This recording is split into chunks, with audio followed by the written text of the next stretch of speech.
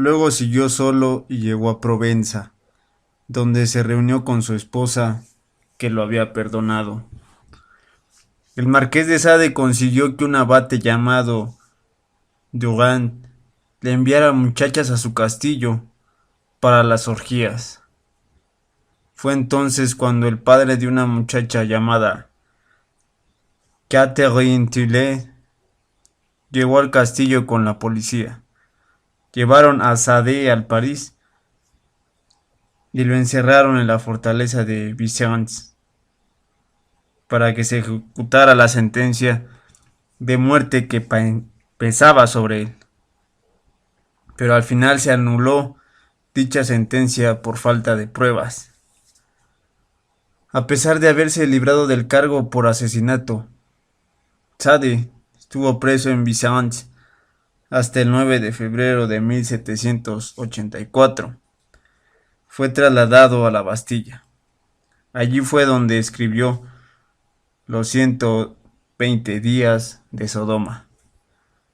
Más tarde, en julio de 1787, terminó el primer esbozo de Los infortunios de la virtud, novela que pensaba incluir en una antología, pero siguió trabajando en ella durante un año y decidió que fuera una sola novela completa.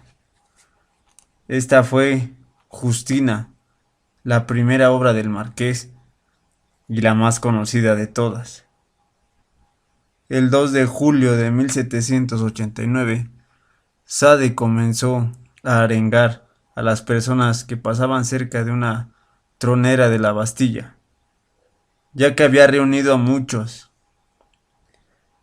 Les gritó un discurso lleno de insultos contra el rey, la reina, a quien llamó Le Premier Putain de France, el gobernador de la Bastilla y otras personas importantes del antiguo régimen.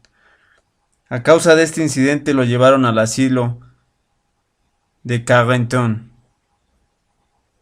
y por eso no participó el 14 de julio en la toma de la Bastilla. El 13 de marzo de 1790, la Asamblea Nacional Constituyente emitió un decreto en el que rescindía las lettres de Chantilly que mantenían preso al marqués de Sade. Entonces el Viernes Santo, 2 de abril, fue puesto en libertad. Al encontrarse sin dinero, el marqués le pidió a un abogado, amigo suyo, que lo dejara dormir en un sótano. Luego escribió rápidamente una obra de teatro en verso, Les Abonnus, que vendió en el teatro italiano, y otra obra en 5 actos, de Misanthropie pour amour de Sophie et des Francs, que le compró la Comedia Francesa. Para ese tiempo el marqués ya tenía 50 años de edad. En el año siguiente escribió la única obra de teatro que sería publicada, Le Comte Hostile aux Fils Effects du Levantine, que se estrenó en el Teatro Molière. Después hubo una etapa en la que el marqués de Sade se dedicó a la política. Pero en 1793, durante el reinado de terror impuesto por Robespierre, Sade no aprobó las ejecuciones por considerarlas horribles e inhumanas. Después de la caída de los girondinos, los moderados de la Asamblea Revolucionaria de 1791 al 93, Sade fue juzgado por moderación y encarcelado en Madelons, Carmes, Saint-Lazare, Picpous, respectivamente. Al año siguiente, el 15 de octubre de 1794, 12 semanas después de que ejecutaran a Robespierre, Sade salió libre. La siguiente obra que publicó fue Le Philosophie dans le Boudoir, Filosofía del Tocador. en 1795, que contiene el famoso discurso político: un esfuerzo más, franceses, antes de que puedan llamarse republicanos. También publicó Alain et Bacchus, novela de 4 tomos escrita durante su estancia en la Bastilla y Vincennes. En 1797 se publicó Julieta, la obra más extensa de Sade, y también una edición revisada y aumentada de Justina.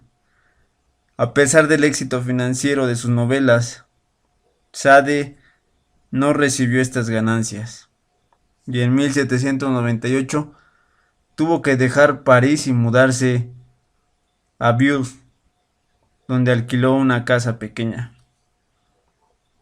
Durante los años 1798 a 1801, el marqués continuó escribiendo historia. Se le acusó de haber escrito un folleto satírico llamado Soloe y sus dos acólitos, en el que representaba a Josefina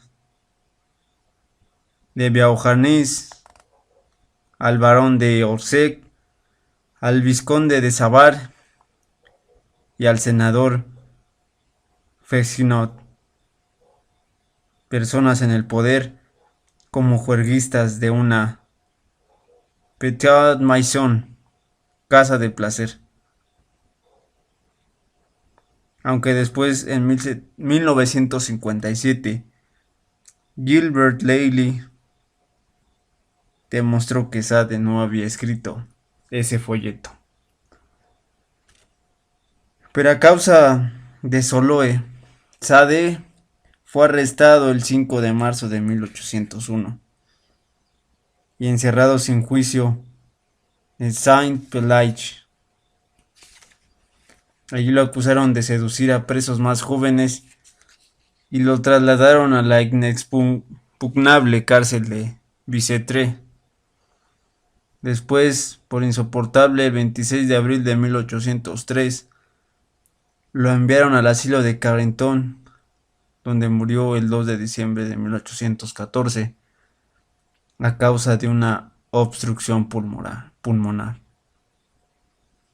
Así fue como vivió el Marqués de Sade, personaje sumamente político, pero que nos legó algo para analizar desde el punto de vista del comportamiento humano. Capítulo primero. Si habláramos de filosofía ideal, contemplaríamos dos aspectos. Primero, considerar a Dios como creador del género humano. Y segundo, reconocer los fines que Él ha hecho para el hombre.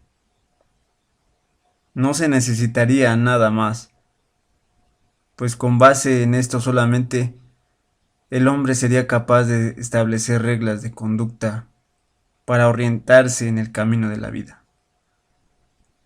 Pero uno podría preguntarse, ¿qué pasaría si conforme el hombre recorre ese camino, comprobara que cada una de las reglas estuvieran equivocadas? ¿Qué tal si esas reglas suyas, aunque se hubieran concebido muy lógicamente, lo llevaran por entre zarzales y espinos, en tanto que los hombres que las desobedecieran, caminaran felices sobre pétalos de rosas?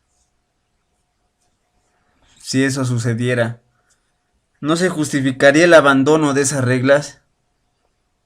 El nadar como va la corriente, en lugar de luchar contra ella. No, hay que cuidarse de tales razonamientos erróneos. En la base de la filosofía radica la verdad, y esta es absoluta. Si no logramos entender la verdad y el plan infinito de Dios, no debemos culparlo a Él, sino a nuestra poca inteligencia. Por tanto, la finalidad de la obra que comenzamos será demostrar que la virtud, presentada a un alma expuesta a la corrupción mundana, pero que todavía conserva los lineamientos de la verdad, de nuevo a esa alma por el camino de la justicia y el bien. Por desgracia, para lograr ese propósito tendremos que narrar una gran cantidad de maldades que abruman a una bella joven de carácter tierno, y describiremos los goces y deleites frecuentes de quienes la atormentaron.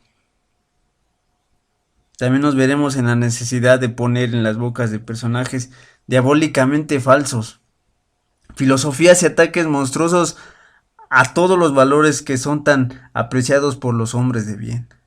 No obstante, puesto que tal presentación es esencial para demostrar la verdad, el lector no podrá dejar de perdonarla, como tampoco dejará de beneficiarse al ver los falsos razonamientos del infierno mostrados de manera tan franca. Capítulo 2. Así son los azares del destino. Dos niñas que nacieron de los mismos padres, educadas en las mismas escuelas, consentidas por los besos y las caricias de las mismas abuelas, abuelos, tías y tíos, y a pesar de eso tan distintas entre sí como el día y la noche. La más grande se llamaba Julieta. Aún no cumple los 15, pero su mente y su inteligencia son como las de una mujer de 30 años. Su figura es esbelta y ágil, sus ojos negros y llenos de amenazas, pero paradójicamente de amenazas repletas de atractivos. La menor es Justina, tiene 12 años y es una niña pensativa. Su belleza es parecida a la de su hermana, pero más tierna y frágil. Justina es seria, humilde y escrupulosa. Julieta es alegre, altanera y frívola. Al iniciar nuestra historia, Justina y Julieta se habían convertido precisamente en víctimas de una cadena desgraciada de sucesos.